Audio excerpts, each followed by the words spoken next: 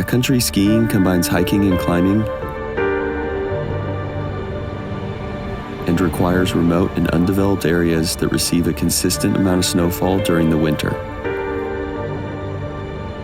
Not things one would waste time looking for in Southern California.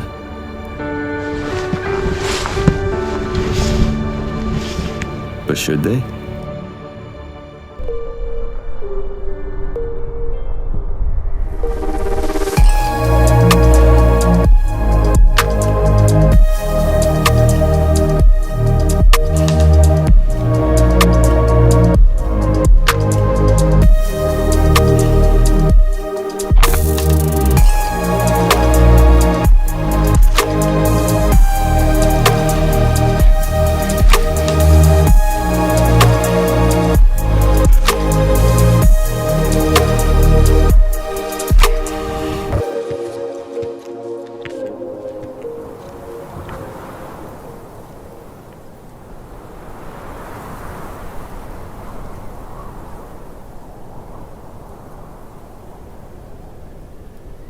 Good morning, everyone.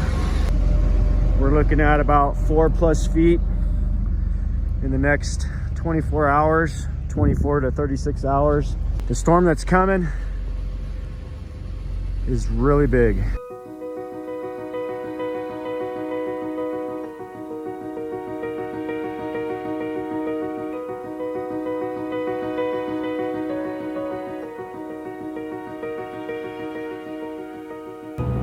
So what was an average season has now become a historic one. Just a few short weeks ago, the Abbey course I signed up for had emailed us all and said, be prepared to not work with much snow. And Mammoth has now just broken their 48-hour snowfall record, about 60 inches in 2 days. And as someone who's only seen the Eastern Sierra drought, right now it's just astounding.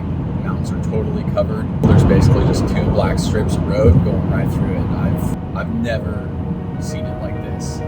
This is amazing.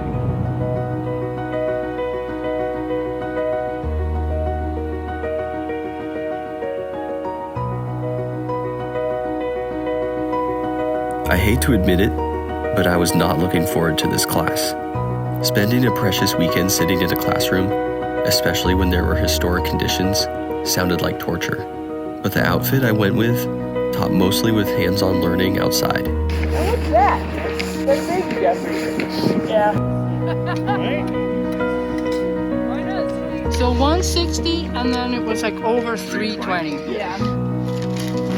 And what else do you have to observe here on the snow surface? Unscoured. It's been scoured, and how do you know? It's hard. You're not punching. There's 0 boot penetration. Yeah. I got some great tours in, built confidence in my decision-making skills, and met some great people.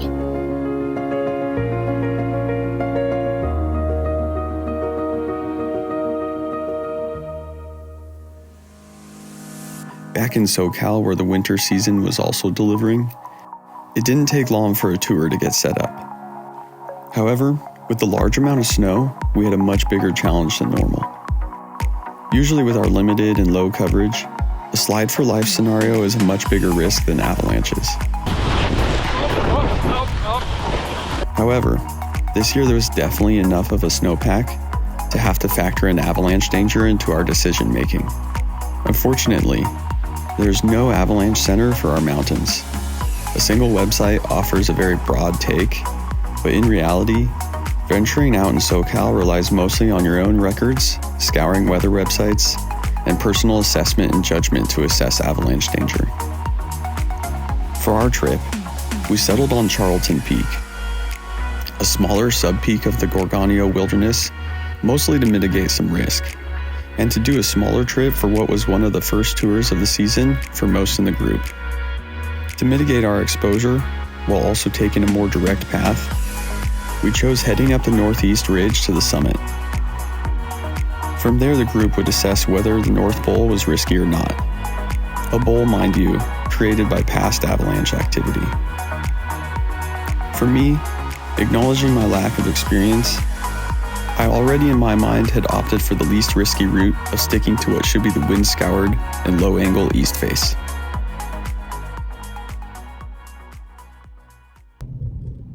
Good morning. I woke up at 2 a.m. today, attempting to get onto the trailhead by around 5. And we are attempting to do what should be done more of a 2-day and 1 day. It's doable though, but it's going to be a long day when you factor in driving both there and back. It should be pretty fun. I'm excited. I'm not nearly as tired as I thought I would be. And surprisingly, usually before a big trip like this, you just pretend to sleep and you toss and turn, but I actually conked out and feel pretty good. So it should be a good day.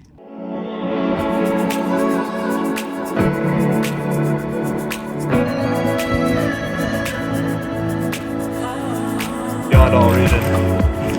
But it smells good right now.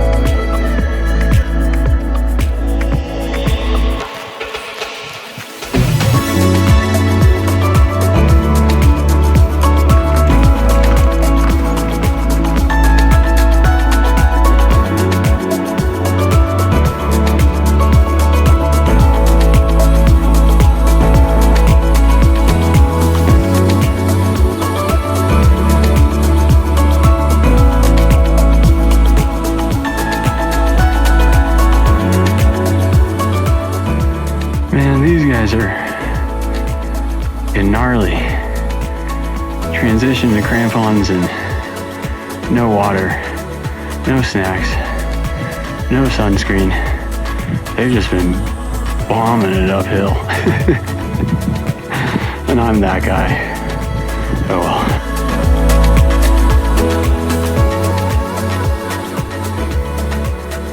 well. Unfortunately, a morning of going above my usual pace meant I was totally zonked at the summit. Not used to being the weakest link, I slowly and quietly got my gear together as the rest of the team, clearly unfazed by the morning jaunt, enjoyed their summit time. I'm from Seattle. What possessed you to move down to LA? I'm going to LA and people are more reliable. Right. Here's the thing. That's been my experience. I've met more real people in LA than I know in Seattle. I maybe just grew up with a lot of shitty friends. I moved out when I was 18. Skis are hella slidey, he says, Alright, homie. Is that what you said? Go find your shoes. I'm not used to keep an eye on him. Boss, you want to just kind of track me or leapfrog it? What are you feeling?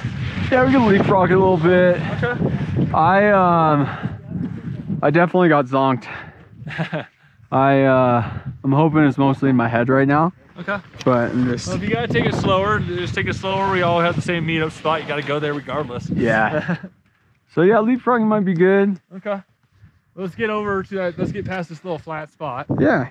And then we can kind of eyeball what we're looking at. Yeah. For sure.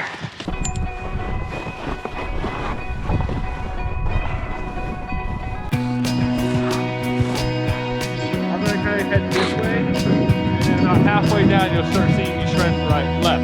Okay. All right.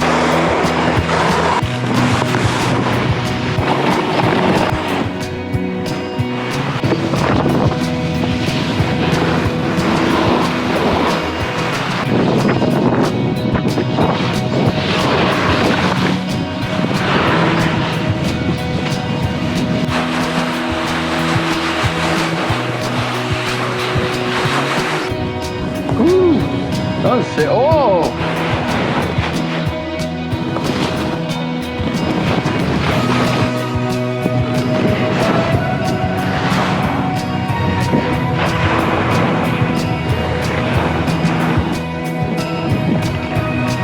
Oh, okay. I have like no clue where I am.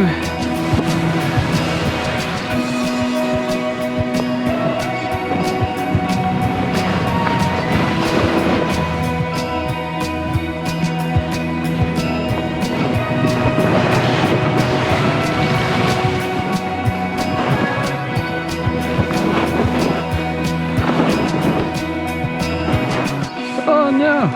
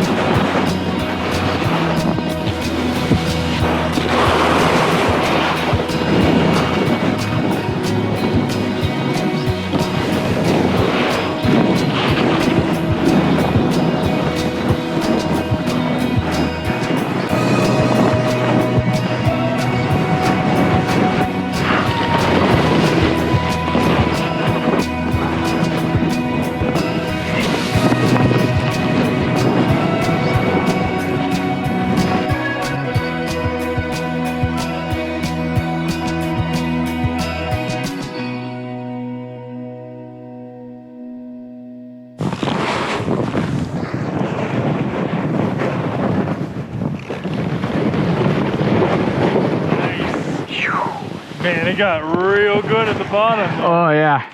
Oh, I found some good spots. I bet.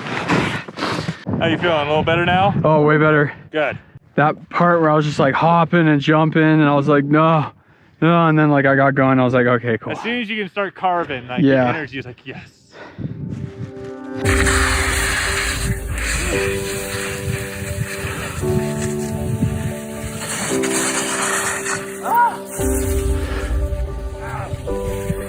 The rest of our group eventually made it down the main bowl, and with an accomplished feeling, we started what was the very long and flat traverse back to the cars.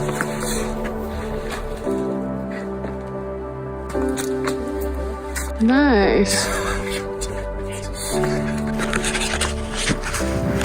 So, I hope you enjoyed watching.